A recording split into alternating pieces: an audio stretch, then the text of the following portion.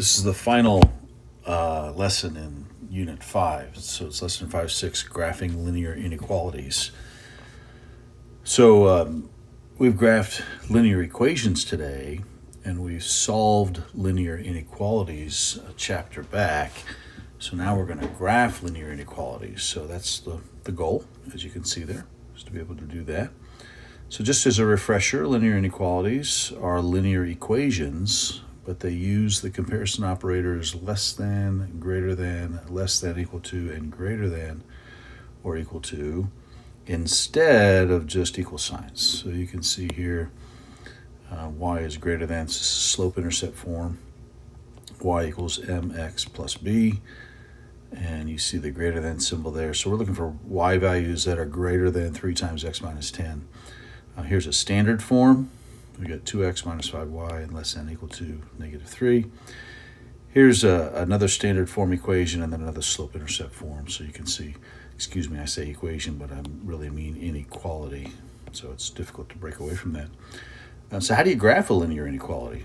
Well, you graph it just like it was an equation. So if it's in slope-intercept form, you're going to use your y, your slope-intercept, and your y-intercept and your slope, or your m and b values. Or if it's in standard form and you choose to graph it using the x and y-intercepts, you can do that as well. Here's a very important fact right here, a little point that you got to make sure, distinction. If your inequality includes the equal sign, you're going to use a solid line to graph, because that solid line indicates that points on the line are solutions to the inequality. They actually make the inequality true. Whereas you use a dotted line if the inequality does not include the equal to's, right? And dotted lines then indicate it's a boundary between what is a solution and not, but points on the dotted line are not solutions. So it's kind of like the open circle that we did when we solved inequalities and graphed them on a number line. We'd put an open circle if it was less than or greater than but not equal to. So it's the comparable, it's the complement to that, except for equations or inequalities. Choose a point on one side of the line that you graphed, and you're simply choosing one point because you want to see which side of that dotted line the solutions fall on. So they're either going to be on one side or the other. And so by choosing a point and plugging the value in for x and y, you're going to see if it satisfies the inequality. If it does, then you're going to shade that side, because that's all the points on that side of the line are solutions. And if it's not true, then you shade the opposite side, because that's where the solutions need to be instead. Okay? So let's look at an example, one that's already been graphed. We'll kind of regraph as we go here. So this says y is greater than 3x minus 10. Well, that's just slope and y-intercept. So the y-intercept is well off the graph. It's down the page at minus 10. But you can see here the slope is 3. We can just pick a couple points and count. And see it goes up 3 and over 1, right? So that's our line. Notice it's dotted because there's no equal to bar right there, okay? So no equal to bar. And we want to name some solutions. So here's some questions. Is this point a solution? Is 2 a solution? Well, it is a solution because it's in the shade, but let's go ahead and plug it in just to prove it. I'm going to put 2 in for y and 2 in for x. And that becomes 2 is less or greater than 6 minus 10, which is 2 is greater than negative 4. Well, that's true. 2 is bigger than negative 4. Well, what if we pick a point on the dotted line? So what's the coordinates for that point? Well, that's 3, negative 1. Let's plug 3 and negative 1 in there.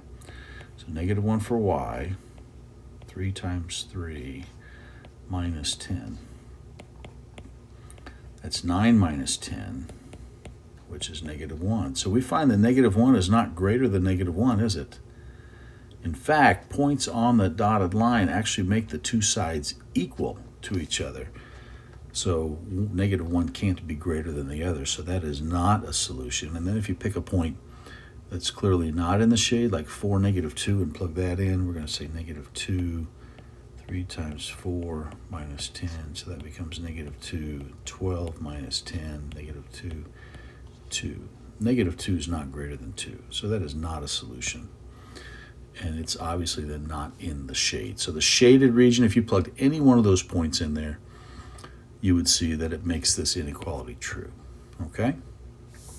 So you try. Just name some points here that are solutions and some that aren't.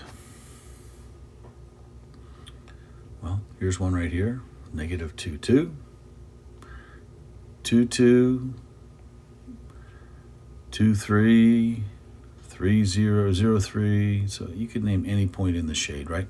But you could also name points on the line, because remember, points on the line are what make one side equal the other side. Let's choose this point right here. It's negative 4, negative 1, right? So we'll put negative 4 in for x and negative 1 in for y and see if it's less than negative 3. Well, that's negative 8 plus 5.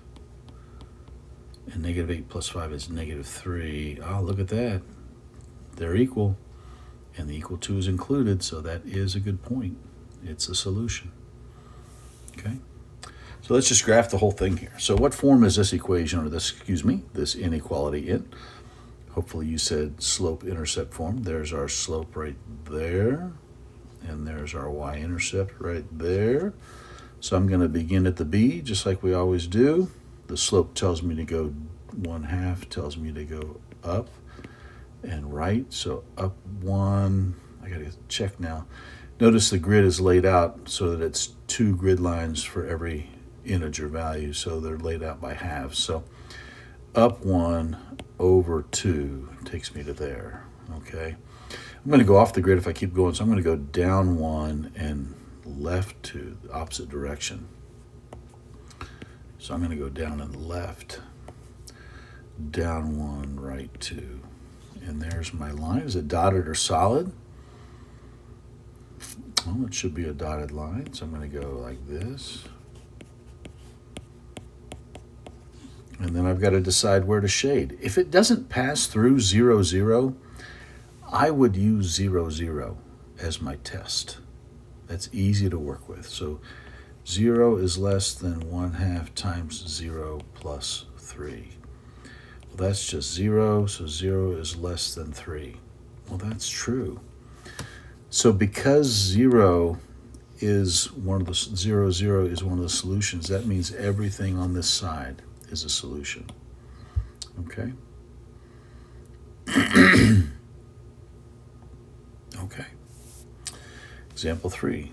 What form is this inequality in? Well, this time it's in standard form, so I'm going to do the cover-up method. I'll scribble out the y, and 4 divided by 2 gives me a 2. And now I'll scribble out the x, and y is equal to negative 4. I don't care about the inequality when I'm finding the x and y intercepts. I'm just figuring out what makes it equal, right? And so now I'm going to plot 2 on the x, negative 4 on the y. Is this a solid or a dotted line? Well, it's got the equal to bar, so this is a solid line. So I'm going to use a solid line on here.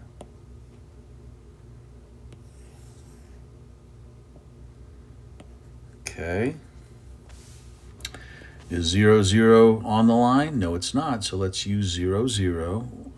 2 times 0 is 0. Minus 0. Well, that's 0 minus 0, which is 0. Is 0 greater than 4? No. So 0, 0 was not a solution. So now I'm going to the other side. Okay, and that's where I'm shading. Okay, your turn. Stop the video, give it a try. We'll see if you get it right. All right, hopefully you did that. This is one of the special equations. X equals negative 2. Is that horizontal or vertical? Well, I need to hit the x-axis at negative 2, and so that means it's going to go up and down. It's going to be a vertical line. There's no y, there's no slope. It's undefined. So I'm just going to draw a vertical line right through negative 2, and it's going to be solid because it's got the equal to bar. And I'm going to plug 0, 0 in there. Well, I only got one spot. I got a spot for the x. It's 0. Minus x equals, 0 is greater than or equal to negative 2. Is that true? Yes. 0 is greater than a negative value. I'd rather owe nothing than owe $2, right? So 0 is greater. So that means this point is a solution, so I'm shading this side of the graph. Okay? You try 3. Pause the video, give it a try. All right, I'm going to do cover up here. I'm going to cover up the y, and x is negative 3. I'm going to cover up the x, and negative 3 divided by negative 3 makes 1. So I'm going to negative 3 on the x and 1 on the y. It is a solid line. Good. 0, 0, does it work? Let's find out. We're going to put 0 in there. Whoops. We're going to put 0 in for x. 0 in for y. 0 is less than or equal to negative 3. No, 0 is not smaller than negatives. Negatives are smaller than 0, so I'm going to the opposite side over here. And there's my graph. Okay, so your assignment then is in Delta Math, you're going to plot some lines and you're going to pick which side to shade, just like we did in the practice or the lesson, okay?